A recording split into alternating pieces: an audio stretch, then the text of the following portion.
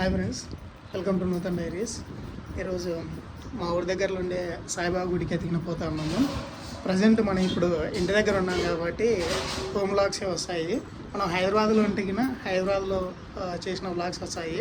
ఇప్పుడు ప్రజెంట్ ఇంటి దగ్గర ఉన్నాం కాబట్టి ఇంటి దగ్గరనే వస్తాయి. ఇవన్నీ మన కూర్చున్నావు అక్కడ చూడు ఇంకా ఎండ ఎతికిన విపరీతంగా ఉంది. ఎండలు స్టార్ట్ అయినాయి కదా, ఇంకా మనం మళ్ళీ పోతా మాట్లాడుకున్నాము. Hi friends, welcome to Nutan diaries. ఇప్పుడే ఇంటి దగ్గర నుంచి స్టార్ట్ అయినాము. మా ఊరి దగ్గర నుంచి 2-3 కిలోమీటర్లలో అట్లా ఉంటుంది సాయిబాబా గుడి. యాక్చువల్గా ఇది గురువారం ప్లాన్ చేసుకున్నాము, కానీ ఆ రోజు కొన్ని పనుల వల్ల వర్కౌట్ అవ్వలేదు. ఈరోజు అయితే పోతున్నాము. ఇంకొకటి ఏంటంటే గురువారం పోయినామంటే ఎక్కువ మంది ఉంటారు. దేవుని దగ్గర కొద్దిసేపు కూర్చున్నట్టుగానే ఉండదు, మనకు ఎక్కువ మంది ఉంటారు కాబట్టి గందరగోళంగా ఉంటుంది. ఇక్కడ ఎదురుగా లెఫ్ట్ సైడ్లో ఒకటి కనపడుతుంది కదా, వైట్ కలర్లో ఒకటి చిన్న ఇల్లులాగా కనపడుతుంది చూడండి, అదే మనం ఇప్పుడు వెళ్ళేది సాయిబాబా గుడి. ఎండలు కూడా విపరీతంగా స్టార్ట్ అయినాయి. సాయిబాబా గుడి అంటే నాకు గుర్తుకొచ్చేది స్టూడెంట్స్, ఇంకా అలానే గుళ్ళో పెట్టే ప్రసాదాలు, ఇంకా గుడి చుట్టూ ఉండే కుక్కలు అనమాట. సాయిబాబాకు కుక్క పిల్లలన్నా చాలా ఇష్టము.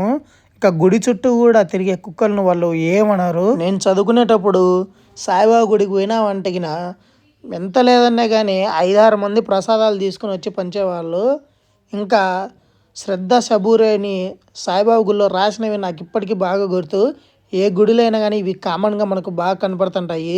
ఇంకా పాలరాతితో చేసినటువంటి సాయిబాబా విగ్రహం కూడా చూడడానికి చాలా బాగుంటుంది.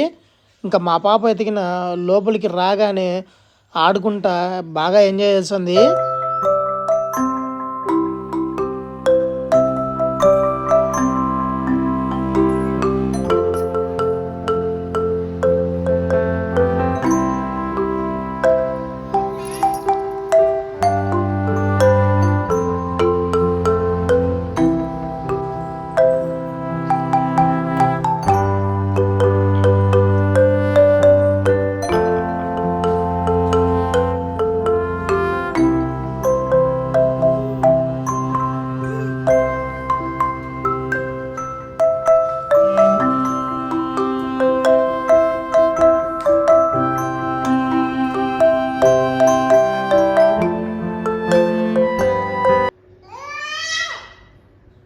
అమ్మో ఎట్లా అడుస్తుంది చూడండి, సాయిబాబుని ఏదో అడుగుతుంది మా పాప స్టేబుల్గా నిలబడ్డము, చిన్నగా నడవడం అనేది ఈ మధ్యనే స్టార్ట్ అయింది.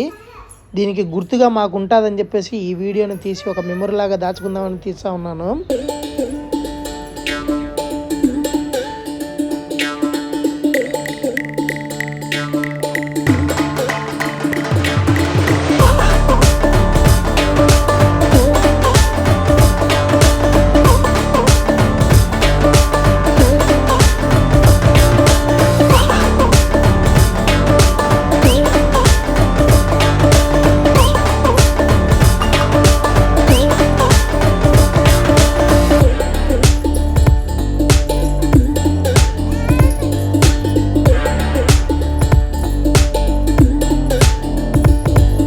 ఇక్కడ సాఫ్ట్గా ఉండే ఈ టెడ్డీ బీర్ అంటే మా పాపకి ఎంత ఇష్టమో. ఇలా మెత్తను ఏవిన్నా కానీ అస్సలు వదిలిపెట్టదు, ఎవరికి కానీ ఇవ్వదు. ఇప్పుడే గుడి దగ్గర నుంచి ఎదిగిన వచ్చేసినాము. ఇంటి దగ్గరకు వచ్చేసరికి అన్నం, పప్పు, పిండి మిరపకాయలు, ఇంకా రసము, అది కూడా మునక్కాయలతోటి చేసినారు. ఇంకా ఈ పిండి మిరపకాయలు ఎతికిన చాలా రోజుల తర్వాత తింటున్నానో ఏమో తెలియదు, కానీ అట్లా వేడి పప్పులోకి లైట్గా అట్లా రీసెంట్గా కాంచినటువంటి నెయ్యి వేసుకొని, ఇంకా ఈ వేడి అన్నంలోకి ఈ పప్పుని అట్లా కలుపుకొని మధ్యలో ఈ పిండి మిరపకాయలను నంచుకొని తింటా ఉంటే టేస్ట్ అసలు వర్ణనాతీతం. ఇంతవరకు వీడియో చూసినారంటే మీకు ఎంతో కొంత నచ్చిందని అనుకుంటున్నాను. నచ్చితే తప్పకుండా లైక్ చేయండి. కొత్త వాళ్ళు మన ఛానల్ని ఫస్ట్ టైం విజిట్ చేస్తుంటే ఛానల్లో ఉన్న కంటెంట్ ఒకసారి చూడండి. మీకు నచ్చితే తప్పకుండా రిలేట్ అవుతారనుకుంటే సబ్స్క్రైబ్ చేసి నోటిఫికేషన్స్ ఆల్లో పెట్టుకోండి. నోటిఫికేషన్స్ చాలా తక్కువ మందికి మాత్రం వెళ్తున్నాయి. నెక్స్ట్ వీడియో మీరు అస్సలు మిస్ అవ్వద్దు. జాతరగా ఉంటుంది. 2 years బ్యాక్ మనం చేసిన వీడియో సేమ్ ఇప్పుడు అలాంటి ఒక తిరునాళ్ళకే మనం ఇప్పుడు పోతా ఉన్నాము. చాలా సస్పెన్స్గా ఉంటుంది, కానీ ఎక్సలెంట్గా ఉంటుంది వీడియో మాత్రం. అస్సలు మీరు మిస్ అవ్వద్దు.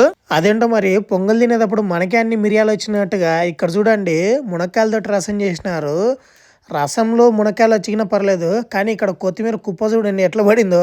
మనకైనా ఈ లక్ మీకు కూడా ఉందా? కింద కమెంట్ సెక్షన్లో చెప్పండి. మనం మళ్ళీ నెక్స్ట్ వీడియోలో కలుద్దాం. For more videos subscribe.